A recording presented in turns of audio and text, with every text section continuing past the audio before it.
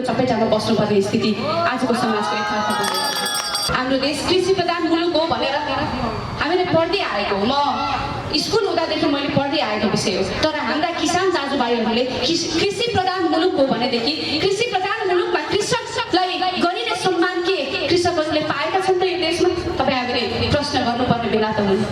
त्यसकारणले यो देशमा धेरै नै व्यथितिहरू छन्, यो देशमा धेरै नै समस्याहरू छन्। समस्या नभएका देशमा कुनै ठाउँ छैनन्। स्कुल हेऱ्यो भने स्कुलमा समस्या देखिन्छ, अस्पताल हेऱ्यो भने अस्पतालको समस्या देखिन्छ, व्यापार व्यवसाय हेऱ्यो भनेदेखि त्यत्तिकै समस्या देखिन्छ।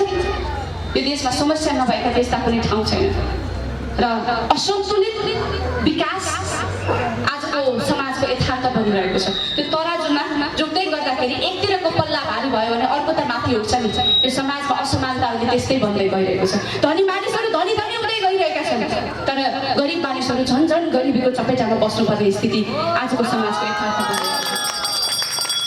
महँगी त्यस्तै बढेको छ। हाम्रा आदरणीय यहाँ उपस्थित हुने महिला दिदीबहिनीहरूलाई सोधौँ त, चामल दाल नुन तेल यिनीहरू सबैको भाउ आज कति बढी भइसकेको छ।